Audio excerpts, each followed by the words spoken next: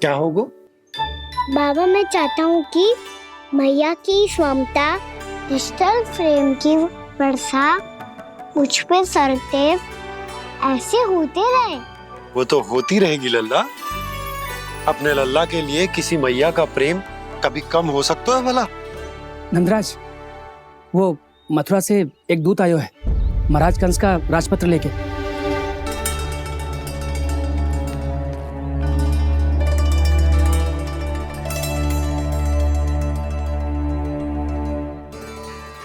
कान्हा, अब क्या करने वाला है? तेरे बाबा कहाँ गए? हाँ? कंस मामा का खेल आरंभ हो गया है, पर मैया वो सब सुनेगी तो व्यर्थ चिंतित हो जाएगी। बस थोड़ा बाहर गया मैया, कछु खा लिए से। बाहर इस समय? मैया, क्या होगा? मैया देखो ना, पीठ पे कछु हो रहा है। मेरा हाथ ना पकड़ो, आप करो ना। दिखा। यहाँ? क्षमा करना मैया, पर अभी बाबा को ही संभालने दो ये सब। कहिए, क्या संदेश लाए हैं आप? नहीं नंदराज, नहीं। महाराज कंस का आदेश है कि ये संदेश सभी गांव वालों के साथ ही पढ़ा जाए। ठीक है, मैं गांव वालों के सामने पढ़ दूंगा, पर मुझे तो दीजिए पढ़ने के लिए। महाराज की आज्ञा का पालन करना आपके लिए भी आवश्यक है नंदराज। सभी गांव वासियों की सभा बुलाइए।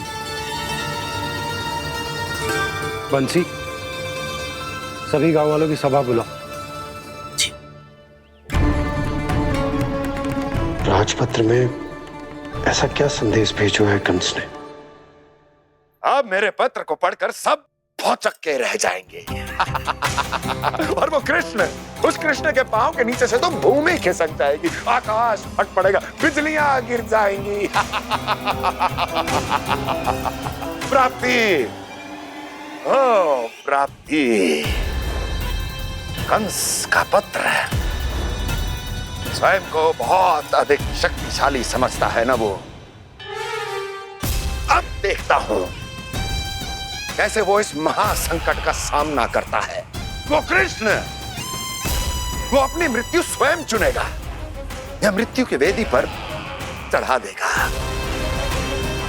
प्रिय वृंदावन वासियों को।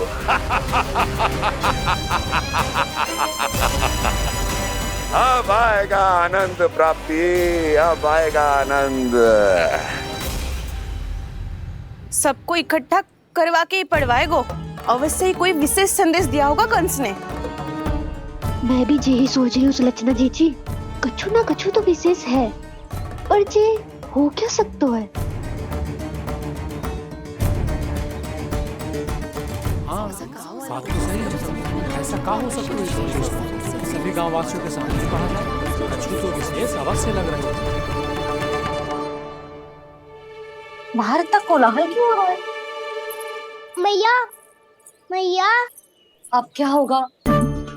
मैया देखो ना, सर पे कछु हो रहा है।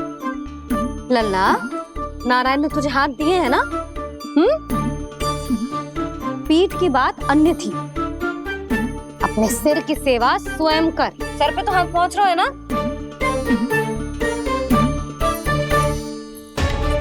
मैया सुनो ना, मैया देखो ना, तीव्र कर कछु हो रहा है। मैया देखो ना, तीव्र कछु हो रहा है।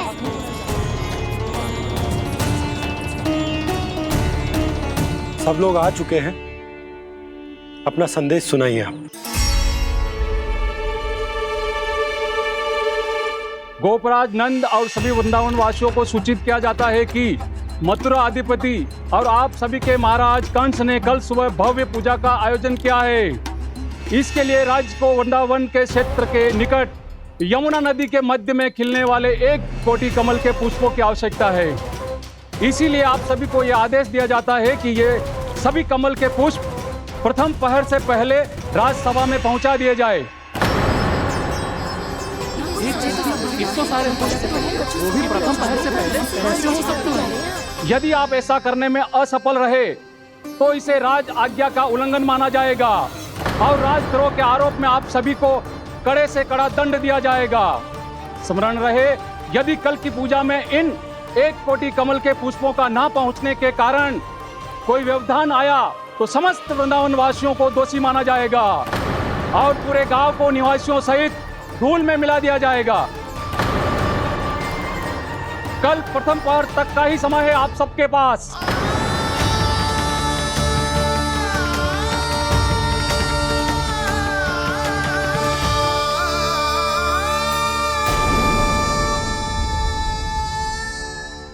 एक कोटि कमल पुष्प, वो भी कल प्रथम प्रहर में? ऐसे कैसे संभव है? और कोई साधारण पुष्प ना, यमुना नदी के मध्य खिलने वाले विशेष कमल के फूल चाहिए उन्हें। लेकिन यमुना नदी में तो कालिया नाग ने विष घोल के रखा है, तो फिर कैसे हो पाएगा? यह संभव है। हमारी मृत्यु का संदेश भेजा है राजा कंस ने। सदैव की भांति इस समस्या पर भी गांव के बड़े ही विचार करेंगे। बालकों का यहां होना उचित ना है।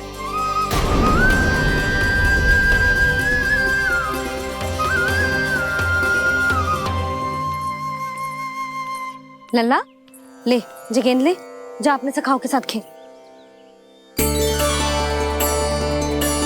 सुबह उज्जवल, मधुमंगल वसंता, देखो मैया ने क्या दिया है। चलो खेले, बहुत आनंद आएगा आज।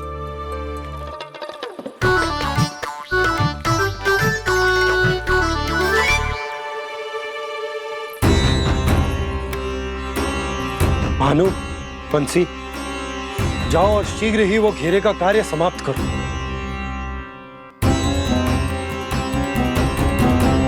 पर कछु ना कछु तो करना पड़ेगा ना। पर हम कर ही क्या सकते हैं? पुष्प लाने को और कोई उपाय है भी तो ना। मैं चला जाऊंगा जमुना जी में। वैसे भी मेरे जीवन के कितने दिन शेष बचे हैं। गांव के लिए, समाज के लिए कुछ करके मरूं, तभी तो शांति मिलेगी।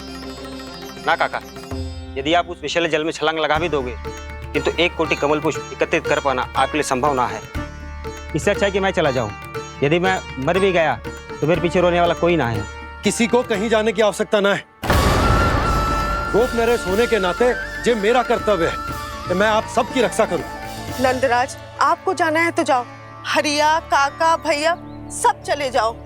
लेकिन आपको पता है वहाँ का जल कितना विषैला है। आप लोग एक क्षण भी जीवित नहीं रह पाओगे। फिर कैसे इकट्ठा करेंगे 1 कोटि कमल पुष्प? आप बात तो सही कह रही हैं शांति। उस दुष्ट कंस ने ऐसी मांग रख के हम सबको फंसा दिया। हम में से कोई भी क्यों ना चला जाए और इस संकट का समाधान ना निकले को। कान्हा, बताना कौन सा खेल खेलें? गेंद पकड़ खेलते हैं। पर एक बात सुन लो सब, कोई भी तीव्र गति से ना फेंको गेंद को। भैया ने फ्रेम बनाई है मेरे लिए। सब तैयार हो?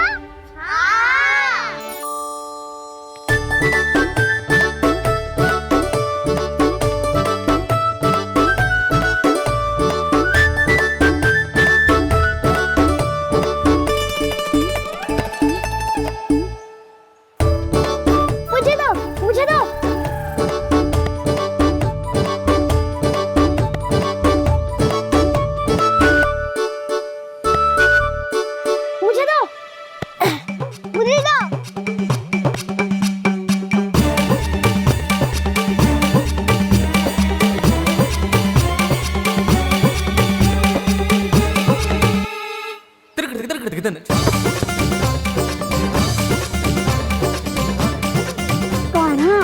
इतनी धीरे से फेंकेगो तो कैसे आनंद आएगो? थोड़ा बल लगा के फेंक। हाँ कान्हा, हम अभी बड़े हो गए हैं, तू अब भी छोटे बालकों की तरह फेंक रहे है।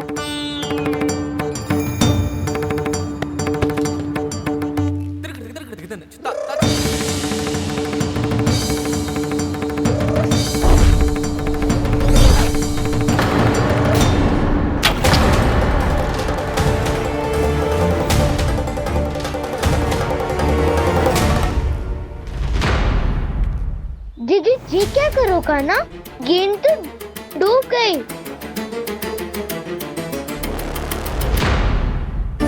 अच्छा, तो ये सब इसकी योजना का भाग था ताकि ये कालिया का सामना कर पाए।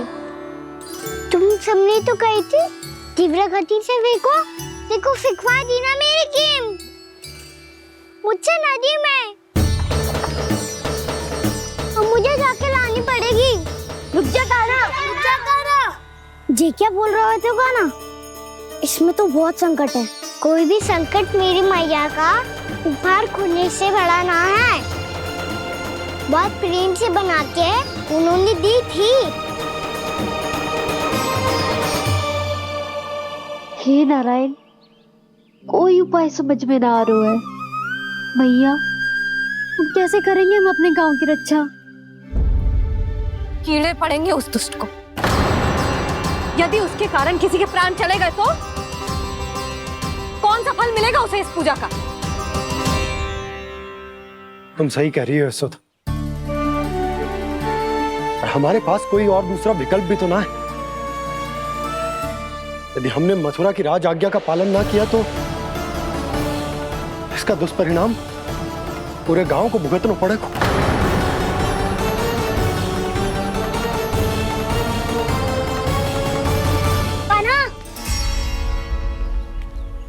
तुम्हें पता है कि तू भगवान है, दिव्य है, बहुत शक्ति है तुझमें, पर फिर भी हम तुझे विषैले जल में ना जाने दे सकते। कुछ होगा तो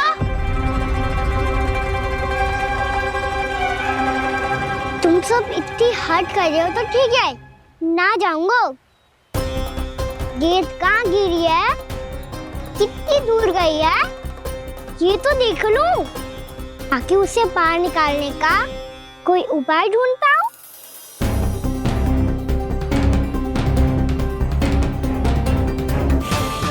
हाँ।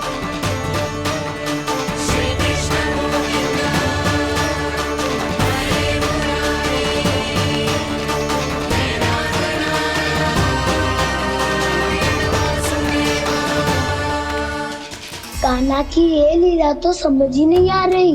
पहले इसने देवश्री नारद को मथुरा जाकर कंस को भड़काने के लिए कहा, फिर स्वयं ही दुखी भी हो गया कि अब इसका रहस्य सबके सामने खुल जाएगा। और अभी स्वयं ही तो इसने कहा था कि गेंद बहुत महत्वपूर्ण है, फिर स्वयं ही उसे नदी के विषैले जल में फेंक दिया।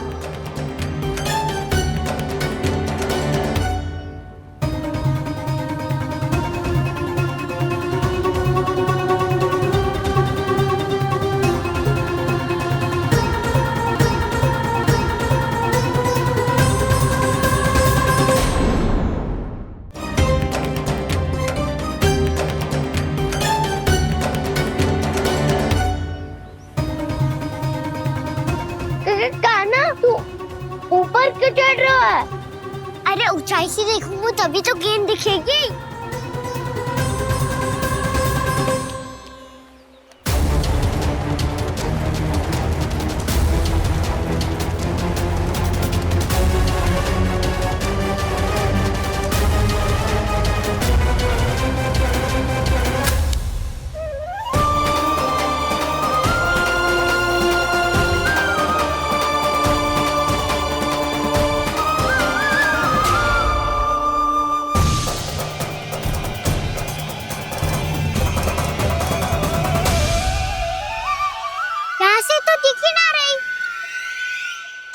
वहीं से फेंकी थी ना? ना, वहाँ से फेंकी थी। कहाँ से? देखा ना, वहाँ से। समझ में आ रहा? ठीक बताना कहाँ से फेंकी थी?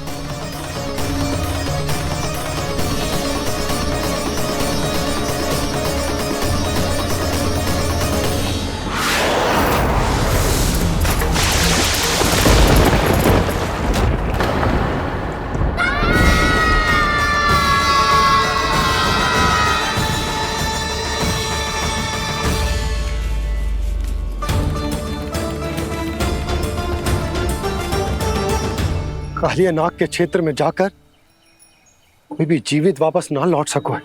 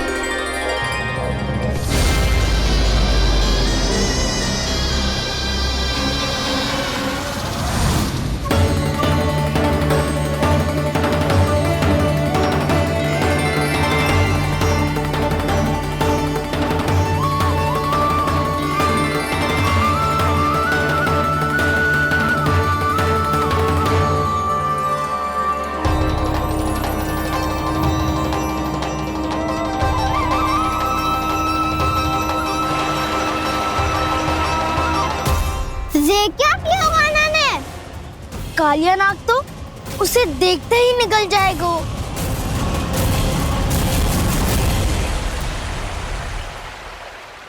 तो आरंभ से अब तक सब कुछ उसकी लीला का ही भाग था।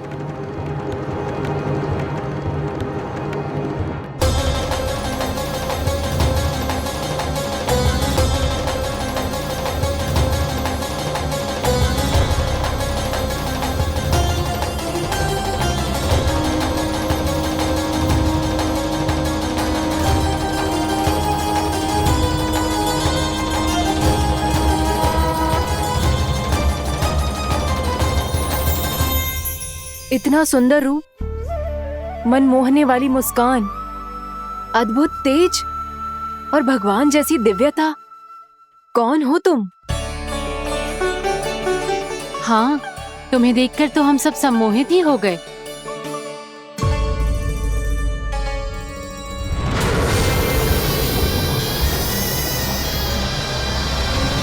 तुम जो भी हो बालक, वापस लौट जाओ।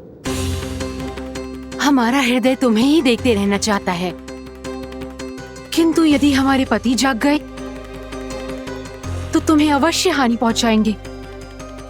ये बहुत विषैले है बालक, कालकोट जैसे भयानक। इनके विष से तुम नहीं बच सकोगे। नंदराज, कालिया नाग के विष का प्रभाव बढ़ते ही जा रहा है। पहले 8 कोस तक उसके विष का प्रभाव था, अब तो 1 योजन से अधिक क्षेत्र में फैलो है। जल पीने के प्रयास से अनेक पशु मारे गए हैं और नदी के निकट के वृक्ष और वनस्पति सब नष्ट होने लगे।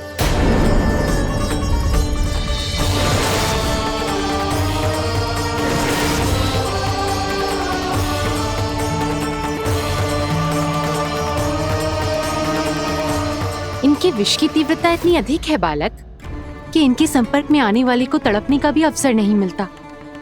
इनके विष की अग्नि क्षण भर से भी कम समय में प्राणवायु को जलाकर राख कर देती है।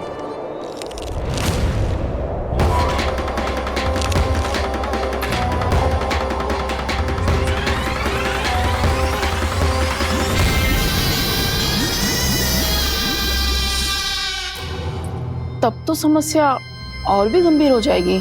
मैंने तो सुनो है कि कालिया नाग कम से कम 2 योजन लंबा है, सैकड़ों फन है उसके।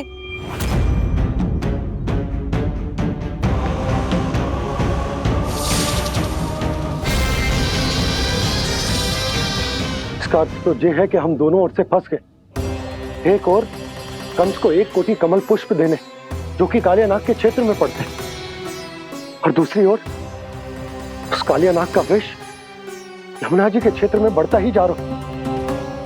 इसके कारण हम ही नहीं, निर्दोष पशु पक्षी भी संकट में। इन दोनों समस्याओं का एक ही समाधान है, उस कालिया नाग का सामना करना। और ये ना समझ आ रहा कि हम ये करेंगे कैसे, क्योंकि ये बात साधारण मनुष्य के बस की ना है। हमारे लिए ये असंभव है।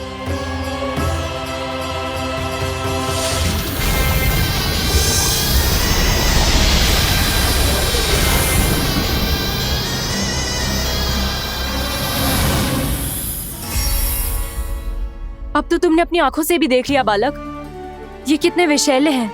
नींद में भी विष उगलते हैं। इससे पहले कि तुम्हें कुछ हो जाए, चले जाओ यहाँ से, मान लो हमारी बात। आप सब मुझे जानती भी नहीं और फिर भी मेरी इतनी चिंता कर रही हैं आप। माँ की ममता भेदभाव नहीं जानती।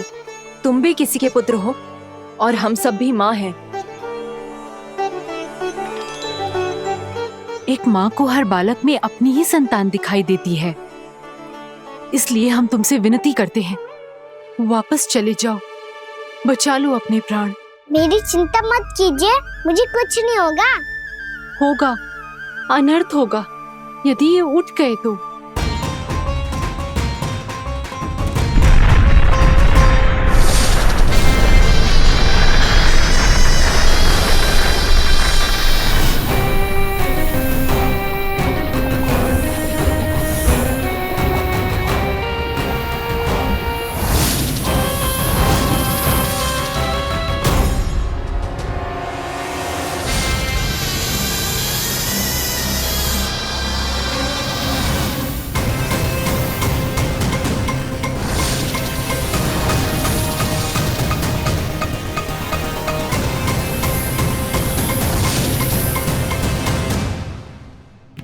सामने होते हुए भी अपने इश्क को केवल वही देख सकता है जो अपना अभिमान त्याग चुका हो। पर पूर्व जन्म में मेरा भक्त होने के नाते मेरा सत्य स्वरूप देख पाने में मुझे इसकी सहायता करनी चाहिए।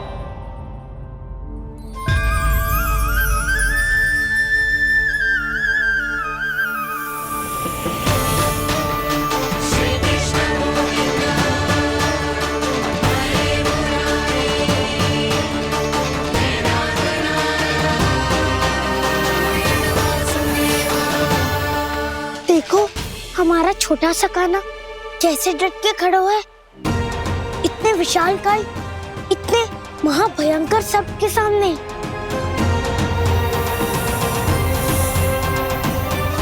ये कोई भगवान नहीं है जो इसके सामने हाथ जोड़ रही हो तुम सब।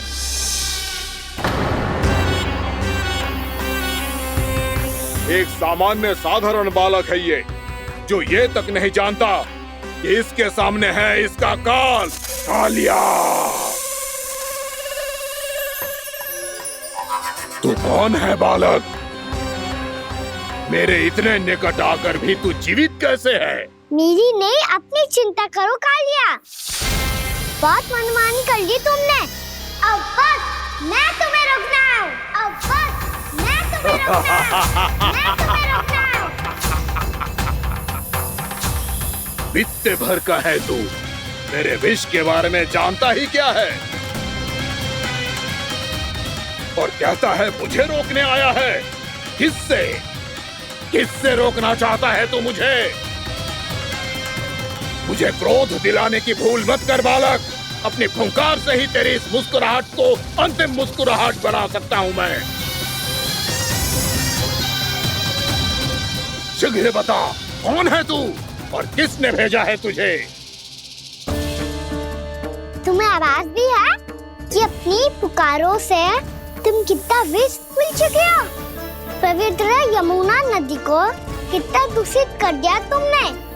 और यही नहीं, तुम्हारे कारण निकट के जीव जंतुओं, वृक्ष, वनस्पतियों सबको हानि पहुंच रही है। तो क्या? मुझे उससे क्या? मुझे है, मुझे है। आपत्ति है मुझे तुम्हारे इस व्यवहार से, और इसीलिए तुम्हें यहाँ से जाना होगा, यहाँ से जाना होगा।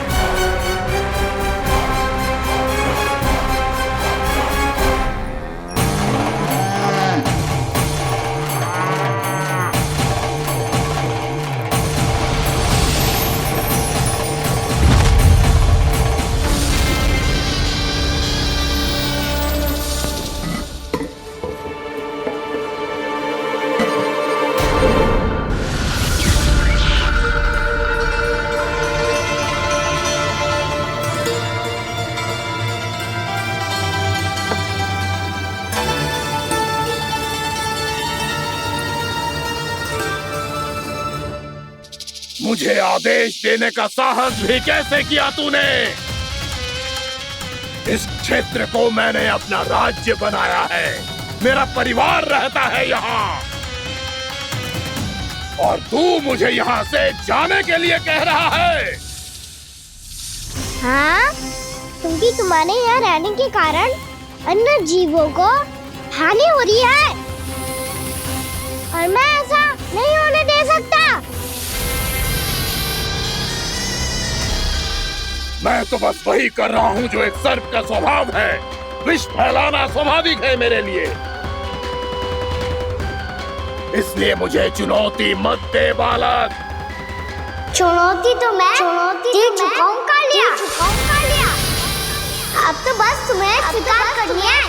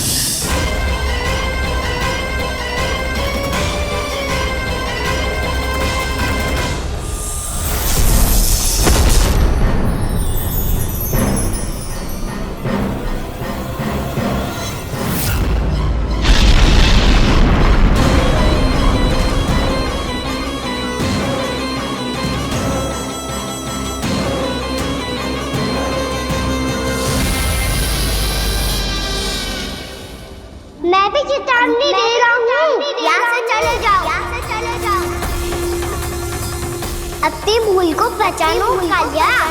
तुम जो कर रहे हो अनुचित है।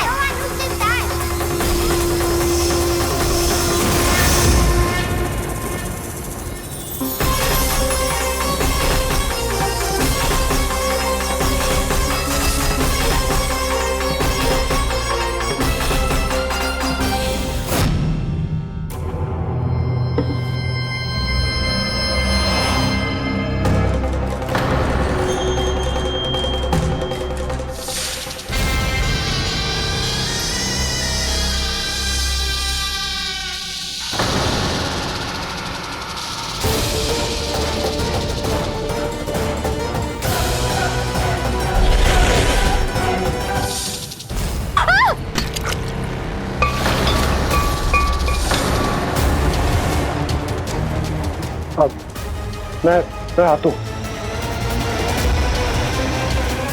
क्या हो गया सुधा? मुझे आवाज हो रहा है जी, कछु ना कछु गड़बड़ है। यशोदा, जो समस्या हमारे सामने है, हम सभी उसका समाधान खोजने में जुटे।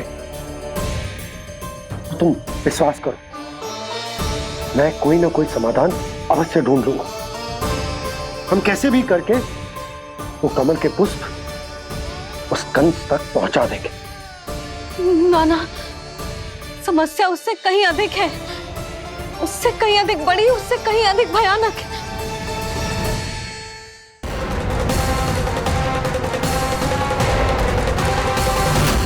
विस्की ये बूंद से ही सबके प्राण चले जाते हैं। इसने तो विस्की धारियां फेंकी है खाना पे। कान्हा कैसे बच्चे को अधिक विष से? इसका विष तो क्या, ये सर स्वयं भी छू तक नहीं पाएगा हमारे कान्हा को।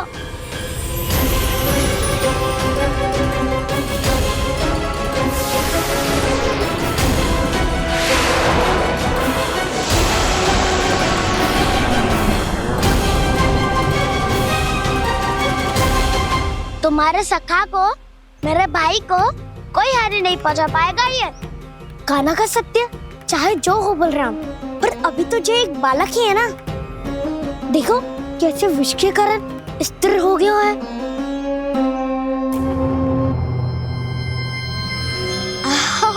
हाउ सर्फ ने कितनी आसानी से अपनी पूंछ से बांध लिया है।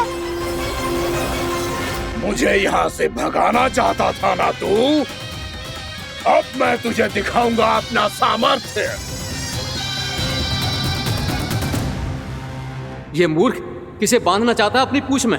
उन्हें जिनका विस्तार सारे ब्रह्मांड में है, या उन्हें जो स्वयं अनंत है? पर देवराज, प्रभु ऐसा करने ही क्यों दे रहे हैं कालिया को?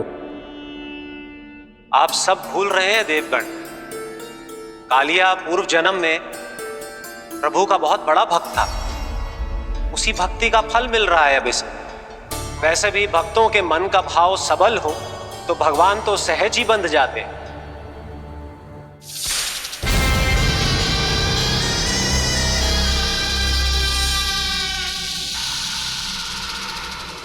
बलराम, तुमने ही तो कही थी कान्हा को कछु ना होगो। देखो उस दुष्ट ने चारों ओर से जकड़ लियो है।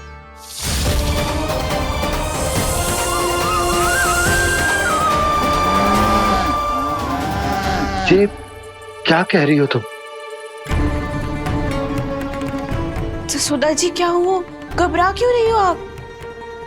सुलक्षणा, मुझे आभास हो रहा है कुछ बहुत बड़ी अनहोनी हो गई है। नंदराज, नंदराज, नंदराज!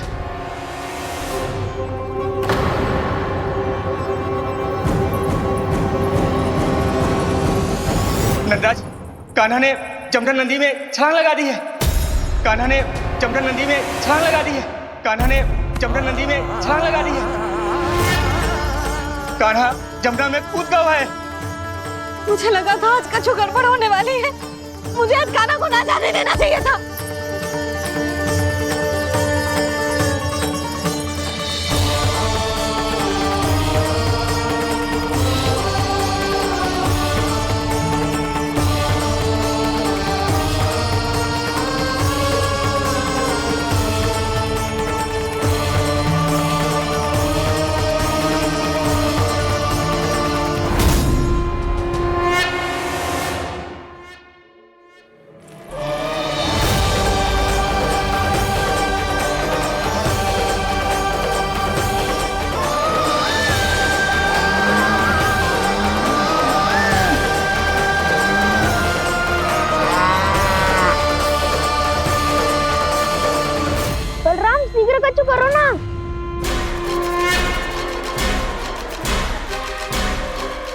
कुछ भी करो पर कान्हा को बचाओ। नाग बहुत भयंकर है, कान्हा अकेले ना संभाल पाएगा इसे।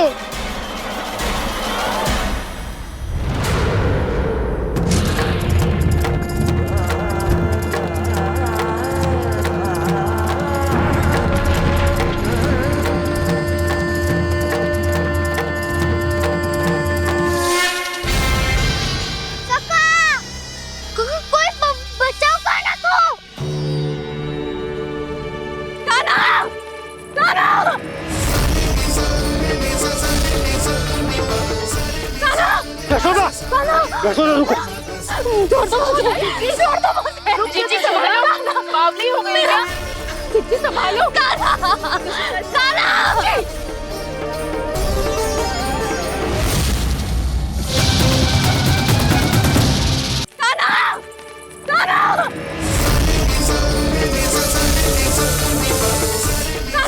यशोदा, यशोदा रुको। छोड़ दो मुझे, प्लीज छोड़ दो मुझे। जीजी संभालो, बावली हो गई क्या? जीजी संभालो। देखो अब कैसे तुम्हारे अस्थियों को तोड़कर छोटे छोटे टुकड़ों में बदल दूंगा मैं।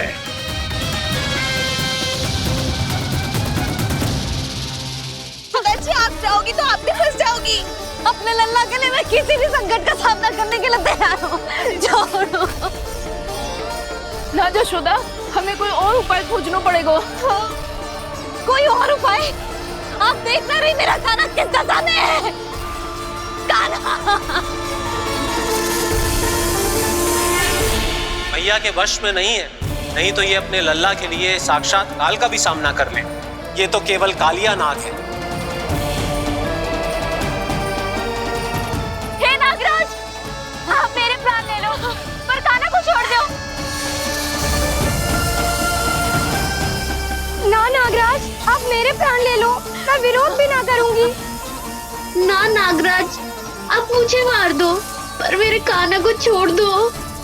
ना ना ना ना नागराज, मेरे प्राण ले लो, हमारे कान्हा से क्या शत्रुता है आपकी? प्रभु के लिए जो प्रेम यशोदा मैया के हृदय में है, वही इन सभी गोपियों के हृदय में भी है।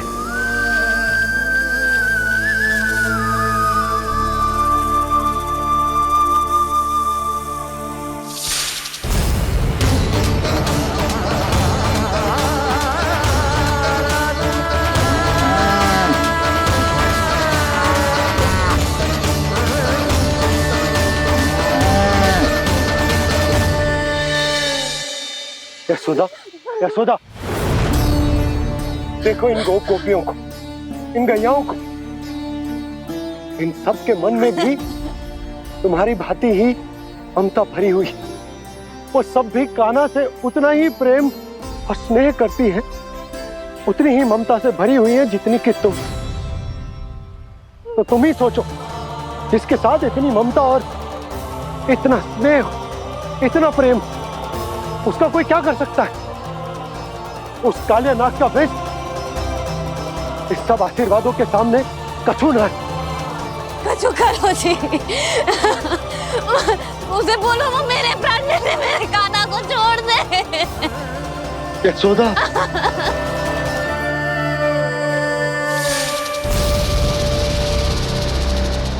केवल इन्हीं में नहीं देवराज, नाग पत्नियों के हृदय में भी ममता का वही प्रेम उमड़ रहा है। देखिए। मैं आपके हाथ जोड़ती हूँ स्वामी, इस बालक को छोड़ दीजिए। ये अवश्य ही कोई दिव्य आत्मा है स्वामी। हम आपसे विनती करते हैं स्वामी, इस नन्हे बालक को हानि मत पहुंचाइए स्वामी। मेरी पत्नियां मेरे ही शत्रु के लिए विनती कर रही हैं। अब यदि इसके पक्ष में एक शब्द भी कहा तुम सबने, तो मैं इस बालक से पहले तुम सबके प्राण ले लूंगा। हो रहा प्रसन्न नाग कालिया, विजय को निश्चित जान। रोते बिलखते व्याकुल सब संकट में देख कान्हा के प्राण।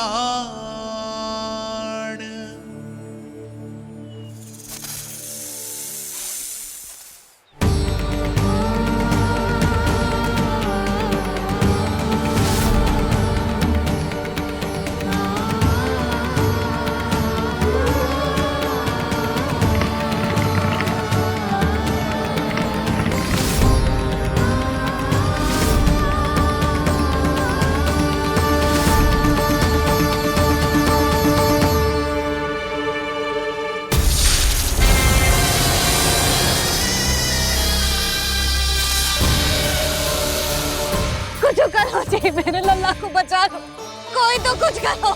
जीजी संभालो जीजी ना।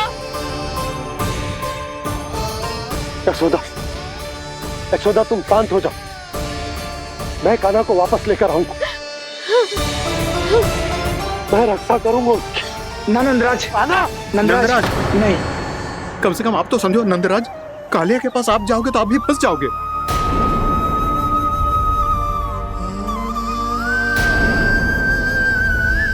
बलराम, तेरा भाई इतनी भीषण संकट में है और तुझे जरा भी दुख ना हो रहा? क्या आप सब अब तक नहीं समझ पाए कि कान्हा सच में कौन है? छोटे बाबा, आप तो उसका सत्य जानते हैं ना?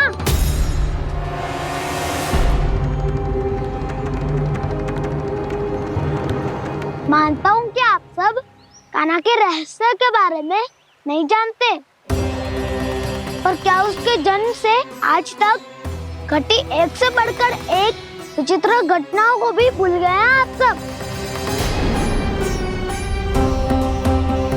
भूल गए हैं कि कैसी पूतना जैसी राक्षसी उसका कुछ बिगाड़ नहीं पाई, कैसे तरनावती जैसा भयानक राक्षस उसे एक खरोच भी नहीं दे पाया था।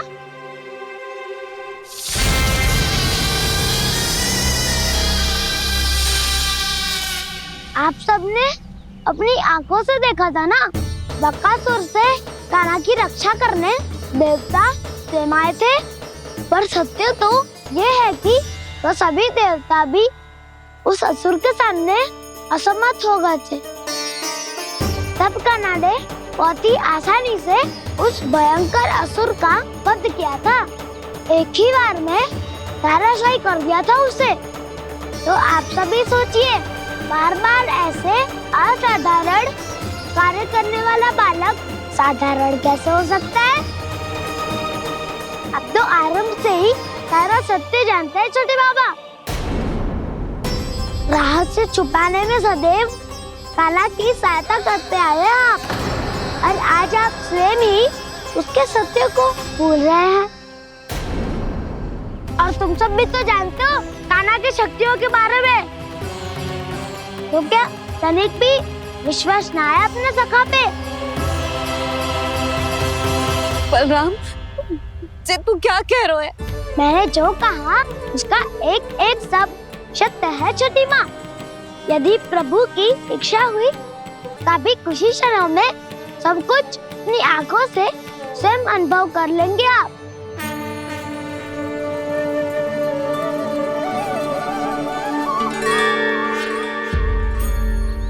शांताकारं भुजगशयनं पद्मनाभं सुरेशं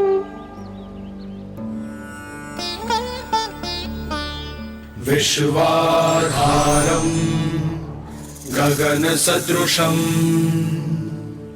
मेघवर्णं शुभांगं लक्ष्मीकान्तं कमलनयनं योगी वीरध्यानगम्यम्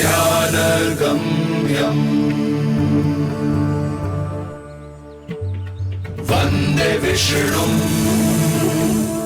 भवभयहरं सर्वलोकैकनाथम्।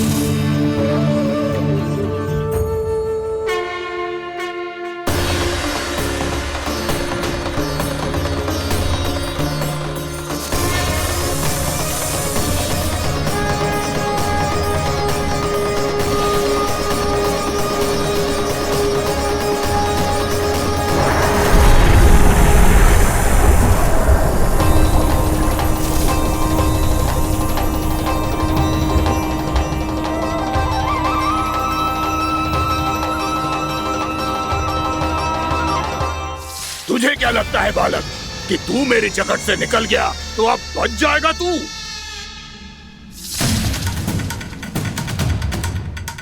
मेरे विष से अपनी प्राण रक्षा करने में सफल रहा, मेरी जकड़ से भी छूट गया, पर मेरे दंश से नहीं बच पाएगा।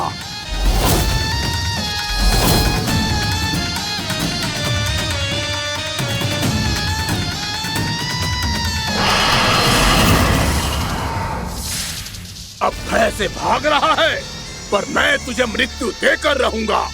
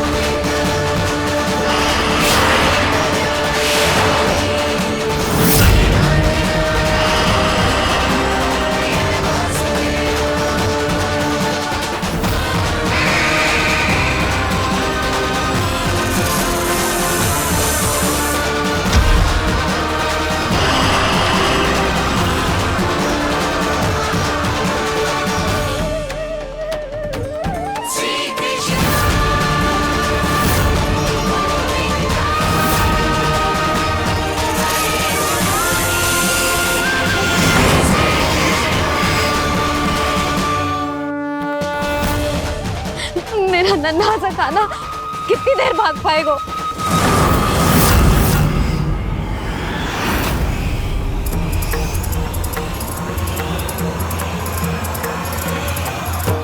और कितनी प्रतीक्षा करोगे मेरी भक्त कालिया?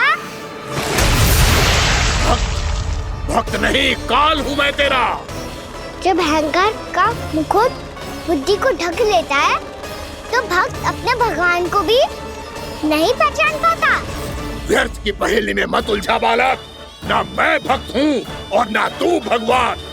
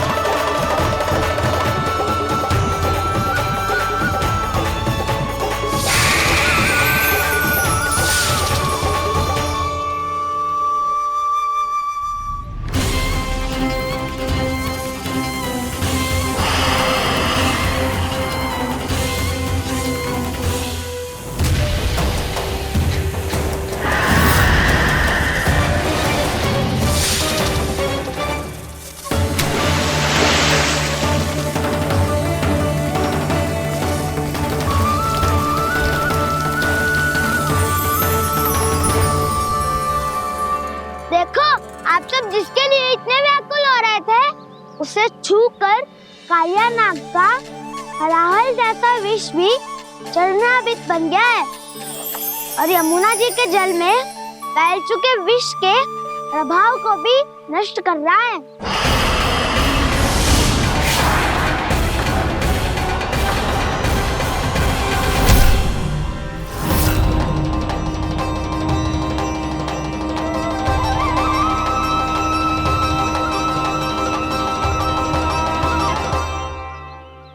धर्म रक्षक अधर्म विनाशक प्रभु श्री कृष्ण का कौशल सचमुच अद्वितीय है। नारायण नारायण।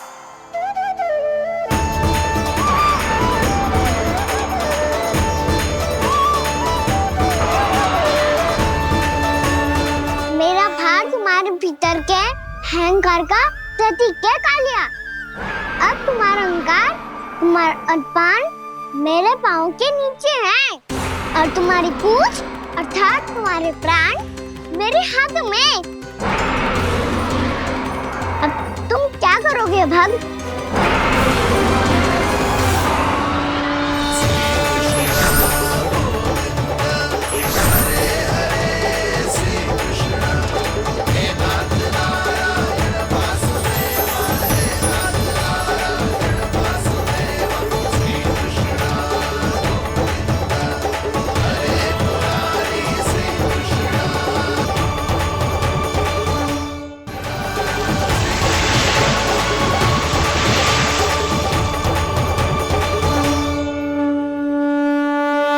प्रभु, भले ये आपको पहचानने में असमर्थ हो, पर हम सब ने आपको पहचान लिया है।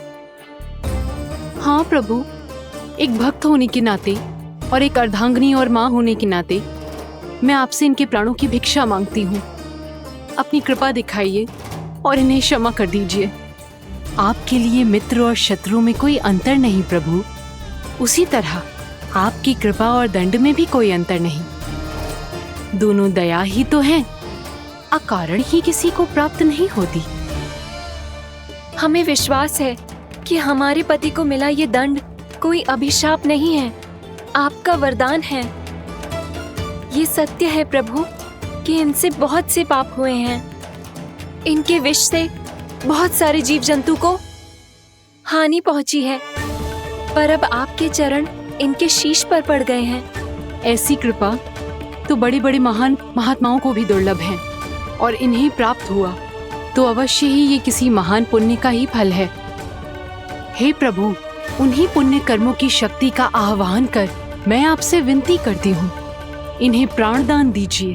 मैं अपने इस भक्त को क्षमा अवश्य करूंगा देवियों, यदि ये अपने अहंकार को त्याग कर मुझे पहचान ले तो।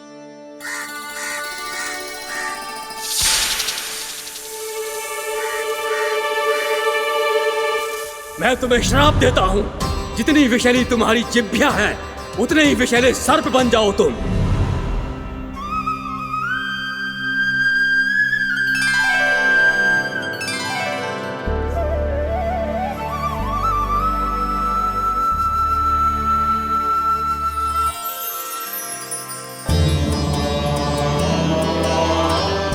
नारायण, मुझे क्षमा कीजिए नारायण। मैं तो आपका परम भक्त था, किंतु मैं आपको पहचान नहीं सका। इसका दंड तो मुझे मिलना ही था, किंतु मैं अब प्रायश्चित करना चाहता हूं। इसके लिए यदि आप मेरे प्राण भी ले लेंगे तो भी मुझे कोई दुख नहीं होगा। मैं अपना जीवन, मृत्यु और अपना अस्तित्व सब कुछ आपको समर्पित करता हूं। तुम्हें तुम्हारी क्रोध के कारण श्राप मिला, जिसे विशाल सर्प के रूप में तुम्हारा जन्म हुआ, और सर्प का तो स्वभाव है विष फैलाना। इसीलिए तुम्हें दंड नहीं दूंगा मैं। शेष सभी अपराधों का पश्चाताप कर लिया, इसीलिए मैं तुम्हें क्षमा करता हूँ कालिया।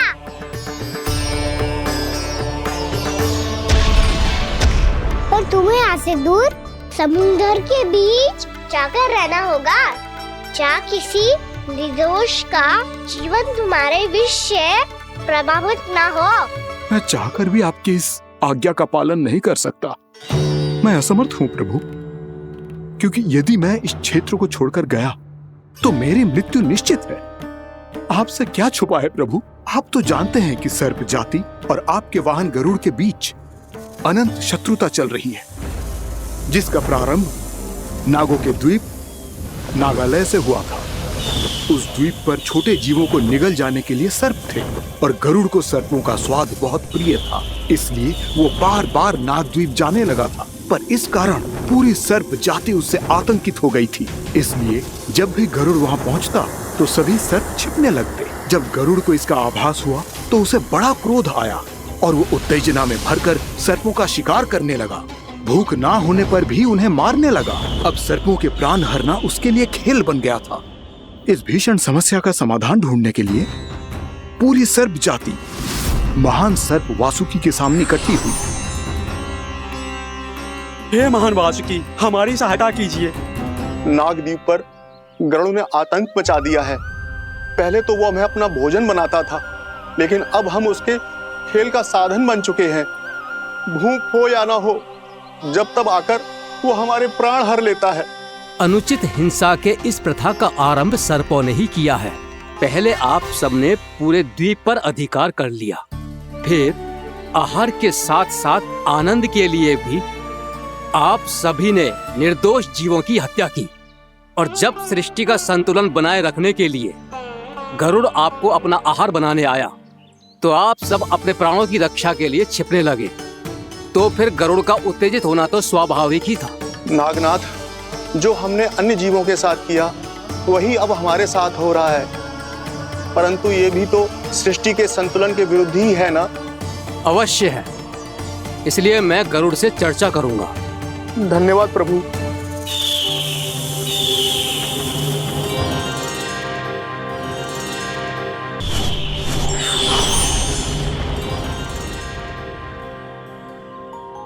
श्री नारायण के वाहन पक्षीराज गरुड़, मैं संपूर्ण सर्प जाति की ओर से आपसे एक निवेदन करने आया हूँ।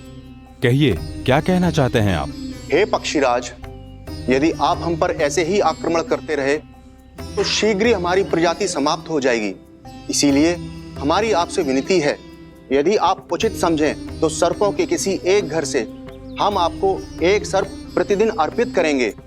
आप उसको आहार बनाइए और अन्य सर्पों को जीवित रहने का अधिकार दीजिए।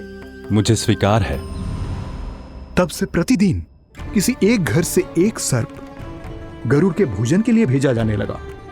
समय के साथ मेरे घर की भी बारी आई, परंतु मैंने एक बहुत बड़ी भूल कर दी। समय आ गया है स्वामी, आज गरुड़ के आहार के लिए इसे चुना गया है। कौन है यह गरुड़ और क्यों दूं मैं इसे कोई भेंट? स्वामी, सभी सर्प राज्यों और गरुड़ के बीच में यही समझौता हुआ है, हमें इसका सम्मान करना ही होगा। मैंने कोई समझौता नहीं किया, मैंने कोई वचन नहीं दिया और ना ही मैं किसी गरुड़ से भयभीत होता हूँ।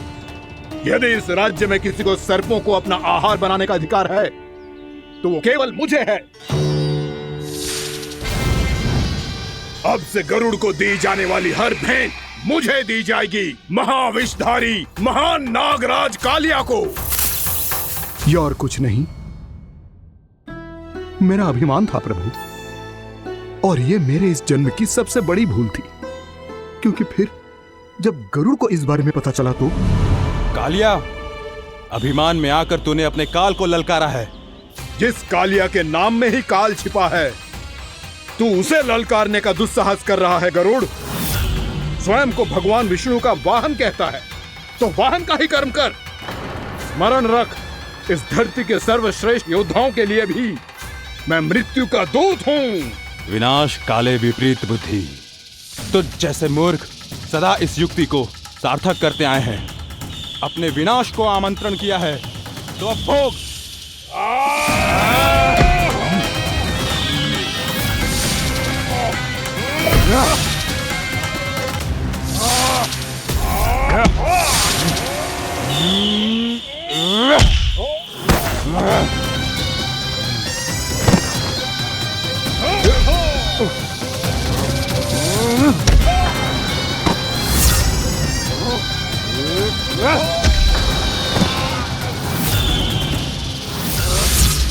जिसने मेरा भोजन चुराने की धृष्टता की है वो इसी योग्य है। तू मुझे जानता नहीं है गरुड़, मैं महाविषधारी नाग कालिया हूँ। तेरा इतना दुस्साहस कि तूने मुझ पर चरण से प्रहार किया।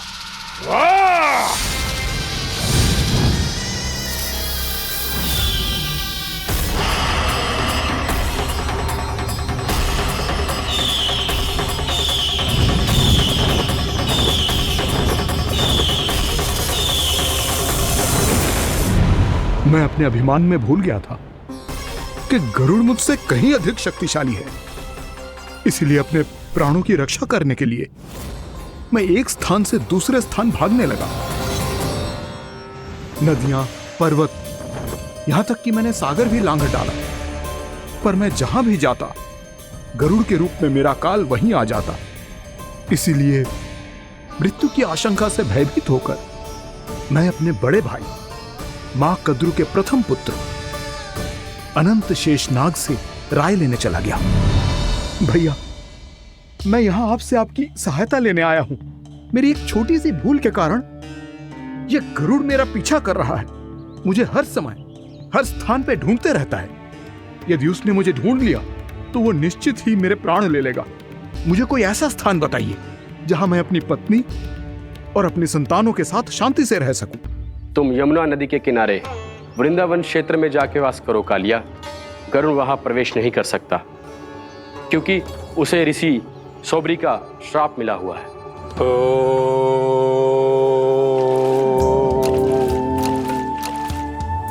ध्यान और तपस्या का नित्य कर्म करते हुए ऋषि के मन में मछलियों के प्रति प्रेम भाव इतना बढ़ गया कि वो भूल गए सभी जीव खाद्य श्रृंखला का भाग होते हैं और मछलियां भी इस नियम की अपवाद नहीं है।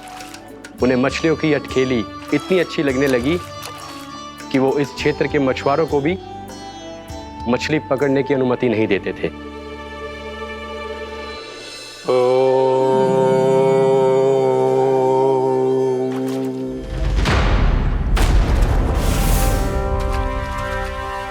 उस दिन वो उस पक्षी को नहीं रोक पाए, पर तब से सावधान रहने लगे। यहां तक कि अपने साधना से भी अधिक ध्यान वो पक्षियों पर केंद्रित करने लगे। ठहरो! इसी क्षण अपनी चोंच में पकड़ी इस मछली को छोड़ दो। तुम्हें इन मछलियों का आहार नहीं करना चाहिए पक्षीराज। ये तो खाद्य श्रृंखला का नियम है ऋषिवर। यदि मैं इनका आहार नहीं करूंगा तो कोई और पक्षी कर लेगा। मैं अपने आनंद या प्रतिशोध के लिए इनके प्राण नहीं ले रहा। ये तो बस मेरा भोजन है। पर यह मेरा तपस्या स्थल है। तुम यहाँ शिकार करके मेरी साधना में विघ्न नहीं डाल सकते पक्षीराज। यदि आपकी यही इच्छा है तो मैं आज के बाद यहाँ नहीं आऊंगा।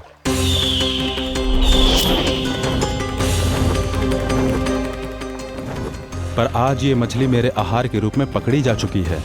मैं वचन देता हूँ ऋषिवर, इस स्थान पर यह मेरा अंतिम शिकार होगा।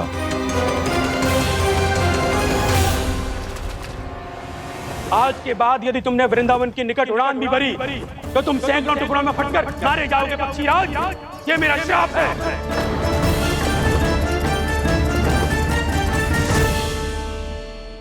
और इसीलिए भैया शेषनाग के सुझाव के अनुसार मैं यहां आ गया। पर अब यदि मैं कहीं और जाऊंगा तो मेरे प्राण नहीं बचेंगे प्रभु। डिस्टेंट रहो कालिया। अब से गरुड़ तुम्हें कोई हानि नहीं पहुंचाएगा। अब तुम्हारे फनों पर मेरी पक्षिंग बन गए कालिया। इसीलिए अब से तुम्हें गरुड़ से कोई भय नहीं होगा। निश्चिंत होकर अपने परिवार के साथ गहरे समुद्र में चले जाओ और सुख से शांति से निवास करो। पर ध्यान रहे निर्दोष जीवों को हानि ना पहुंचे। आपने मुझे जीवन दान दे दिया प्रभु। इस उपकार से मैं कृतज्ञ हूँ प्रभु। आदेश दीजिए, मैं आपकी सेवा कैसे करूं? तुम्हारे जल क्षेत्र से 1 कोटि कमल पुष्पों को लेने की अनुमति दे दो कालिया। यही मेरी सेवा होगी। प्रभु, ये तो मेरा सौभाग्य होगा।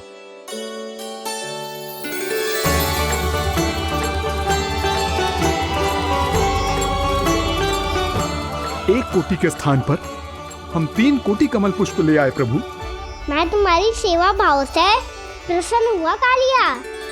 रमनाक द्वीप पर चले जाओ ताकि तुम्हारे कारण फिर कभी किसी निर्दोष जीव को हानि ना पहुंचे और न ही तुम्हारा विष मेरे प्रिय यमुना नदी के जल को दूषित कर पाए।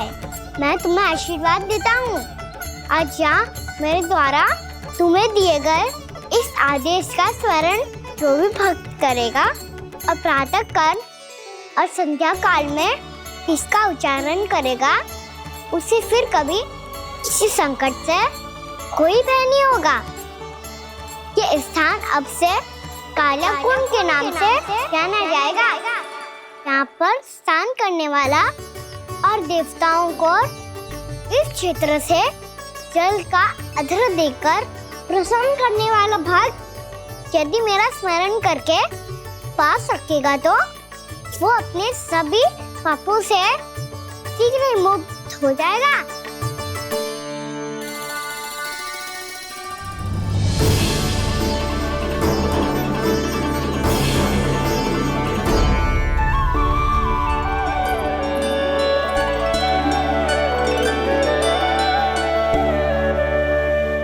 कौन है जी भगवान जिसने अभी अभी कालिया जैसे विशाल विस्तर का सामना किया? क्या एक साधारण बालक जो शीत की अधिकता से ठिठुर रहा है? क्या करूं? मैं लल्ला को ममता के आंचल में छुपा लूं या भक्त बनकर प्रभु की लीला देखती रहूं? क्या करूं मैं? कितना ठंडा था जल, बहुत सर्दी लग रही है। सर्दी से तड़पते हुए कैसे देखूं इसे? अभी जाके अपने पल्लू से सुखाती हूँ। हृदय से लगा के स्नेह की आंच दूंगी तो सर्दी पल भर में छूमंतर हो जाएगी।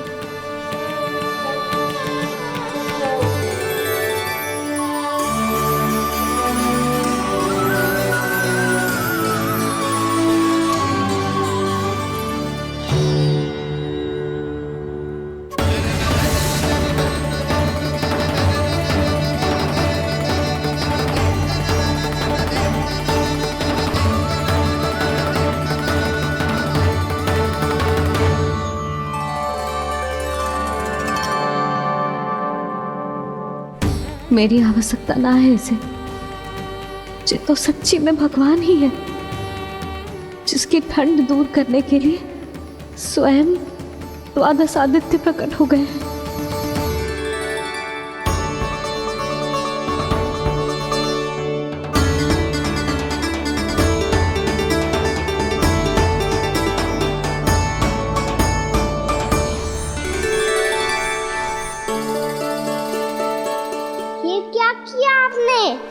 मैया मुझे अपने हृदय से लगाने वाली थी कि आप सब प्रकट हो गए। क्षमा कीजिए प्रभु, पर आपको भीगा हुआ देखकर, ठंड से ठिठुरता हुआ देखकर हमसे रहा नहीं गया। हम अपने वश में नहीं थे प्रभु। भक्ति से भावुक होकर हम प्रकट होने पर विवश हो गए थे। हमारी किरणें जैसे स्वयं ही फूट पड़ी और दौड़ पड़ी आपको सुखाने के लिए। मैं आपका प्रेम, आपकी भक्ति समझता हूं आदित्यगण, और इसीलिए इस समय मैं जहां खड़ा हूं, इस स्थान को द्वादश आदित्य टीला के नाम से जाना जाएगा। द्वादश आदित्य टीला के नाम से जाना जाएगा। हम धन्य हो गए प्रभु। और कहाँ जा रहा है? जो गड़बड़ किया उसे सुधारिए तो सही। प्रभु आज्ञा दीजिए। अपना दाम इतना अधिक बढ़ा दीजिए कि मुझे स्वेद आने लगे, ताकि मैया मुझे स्वेद में लीला देख के और भूल जाए कि मैं ही भगवान हूँ, और मैया मुझे अपनी गोद में उठा के ले जाए।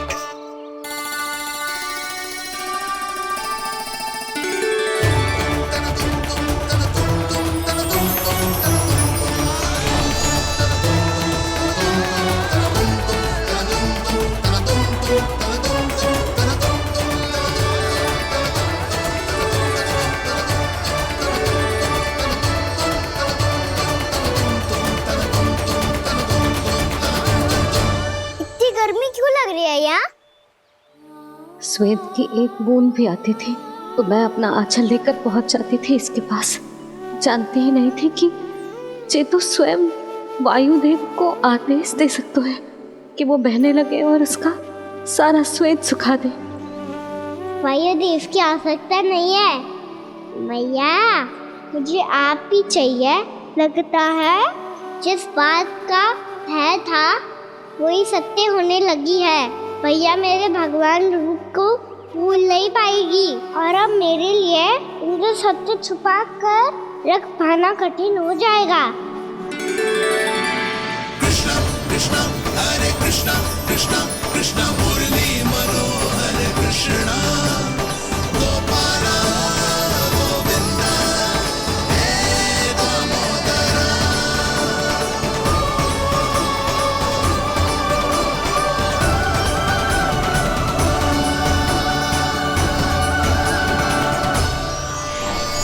प्रभु, आपके श्वेत से बने इस प्रसंगदान सरोवर का प्रणाम स्वीकार कीजिए।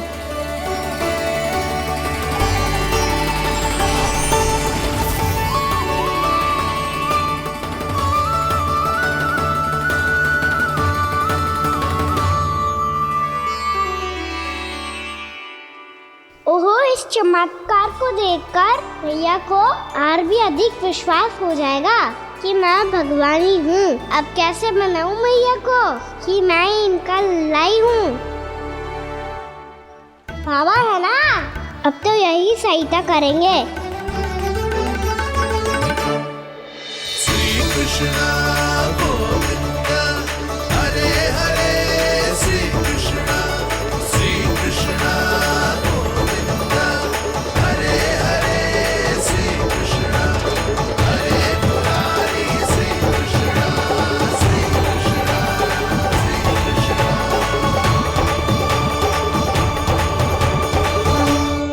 बाबा एक कोटी ना, मैंने तो 3 कोटी कमल पुष्पों का प्रबंध कर दिया है और चिंता करने की आवश्यकता ना है।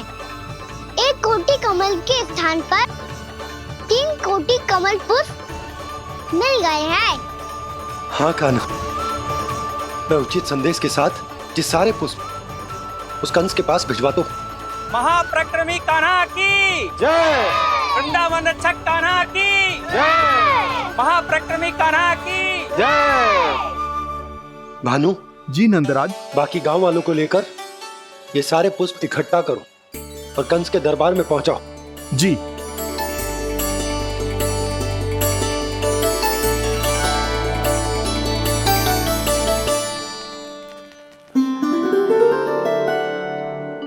मैया, कौन हो तुम? मुझे पता था मैया, जब आपको सत्य पता चलेगा तो आप मुझे मैया की तरह स्नेह ना कर पाओगी, इसलिए आज तक सत्य छुपाता आया हूँ ताकि आपकी ममता, आपका प्रेम अनुभव करने का अवसर मिलता है मुझे। और फिर आज को बताया था ना, जो रहस्य तुमने बरसों तक छिपाया था उसका भेद खुलने में तुम्हारा ही योगदान है। मुझे कालिया के शीश पर अपने पद चिन्ह रखकर उसे मुक्त कराना था दाऊ, वचन दिया था मैंने उसे। इसके अतिरिक्त निर्दोष पशु पक्षियों के जीवन को कालिया के विष से ही बचाना था मुझे। इसमें कंस को तो सम्मिलित करना ही था ताकि जब मैं कालिया का सामना कर रहा हूँ तो वो किसी और असुर को समस्या बनाकर वृंदावन ना भेज दे। पर इस सबसे बड़ा एक कारण और था दाऊ, मैं चाहता था कि मैया को सत्य पता चल जाए। पर क्यों कान्हा? क्योंकि मुझे लगने लगा था कि मैया से ये रहस्य छुपाकर इनके साथ धोखा कर रहा हूँ। अपराध बोध से दबा जा रहा था मैं।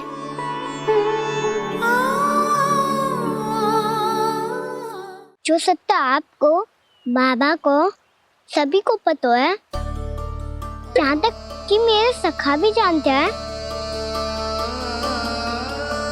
वो सत्य मैंने मैया से छिपाया केवल इसी लोक में कि मुझे इनकी ममता प्राप्त होती रहे। पर ऐसा करके मैं अपने से निस्वार्थ प्रेम करने वाली मैया को धोखा दे रहा था। आप ही बताओ दाऊ, जो इस संसार में मुझसे सबसे अधिक भरोसा करता है, उसी के साथ छल कैसे कर सकता हूँ मैं? हाँ, मैं नारायण का अवतार हूँ, पर अपनी मैया का छोटा सा लल्ला भी तो हूँ।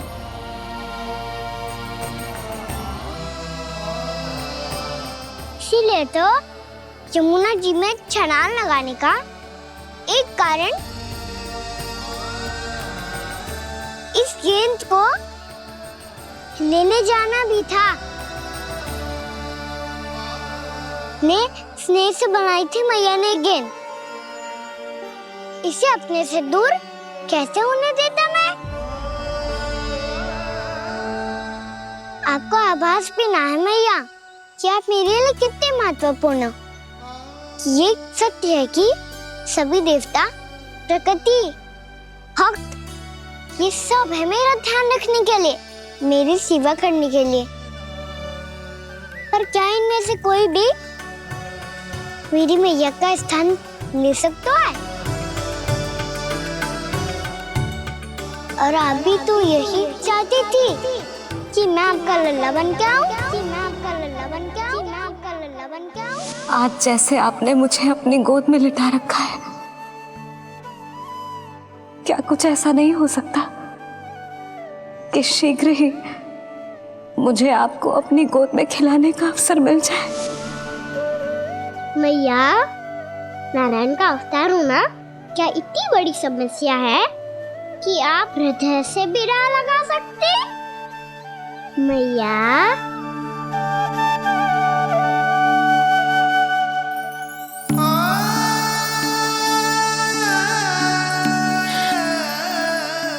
मेरा कान्हा, मेरा लल्ला।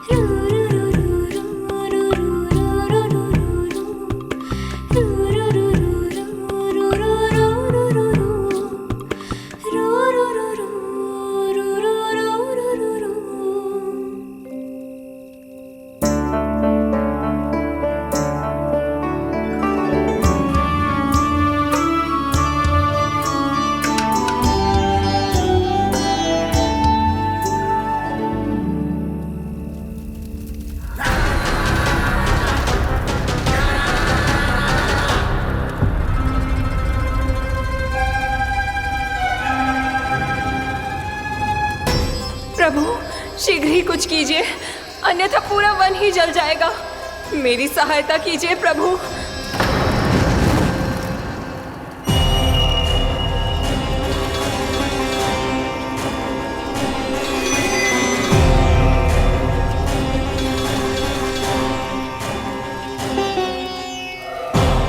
आज कोई नहीं रोक सकता मुझे। आज इस वन का एक एक दिन का जला डालूंगा। मुझे भूल गए दामनल, मैं तुम्हें ऐसा करने की आज्ञा नहीं दूंगा।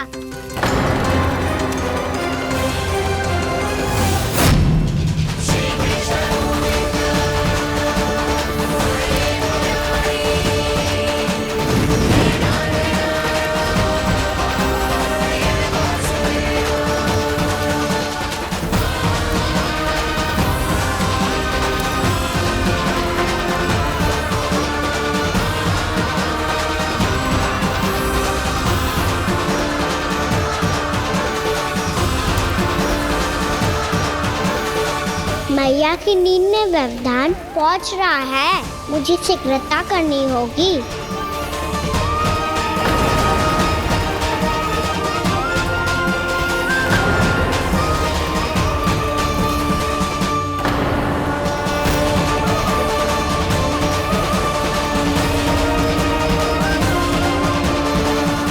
कुछ ही समय पहले बुझती हुई चिंगारी से घबरा गया था, अब इतने विशाल दावानल को निगल गया। फिर से गड़बड़ कर दी कान्हा ने। समझाया था कोई लीला मत करना, तुम्हारी समस्या और बढ़ जाएगी।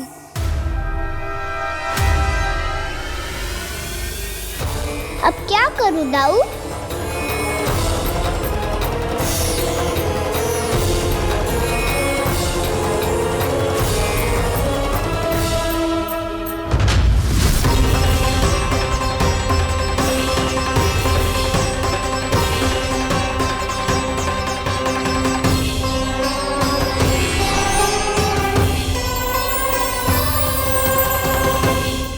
जब जब मैं इसे अपने लल्ला के रूप में देखने का प्रयास करती हूँ, मुझे प्रभु दिखते हैं। कैसे कैसे समझाऊं अपने आप को?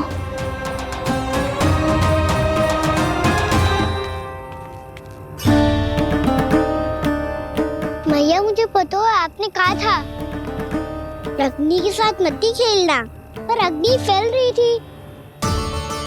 मुझे कछुआ कछु तो करना ही था मैया। क्यों प्रभु, क्यों छीन रहे हो एक मैया से उसकी ममता? मैं आपकी भक्त अवश्य हूँ, पर उसके साथ साथ आपकी मैया भी बने रहना चाहती हूँ। आपको एक मैया बनकर दुलारना चाहती हूँ, फटकारना चाहती हूँ, डांटना चाहती हूँ। तो फिर डांटो ना मैया, फटकार लगाओ, मुझे दंड दो। कैसे कान्हा? तुझे देखते ही मुझे अपने भगवान दिखाई देने लगते हैं। मेरे मन में तेरे प्रति भक्ति के भाव जाग रहे हैं। मैया, ऐसा मत ही करो ना। देखो, मैं वही कान्हा हूँ जिसे आप लोरी सुना के सुलाती थी। वही कान्हा हूँ जिसे अपने हाथों से माखन खिलाती थी। मैं वही कान्हा हूँ मैया, जो भूल करता था तो आपकी डांट भी खाता था और आपसे दंड भी पाता था।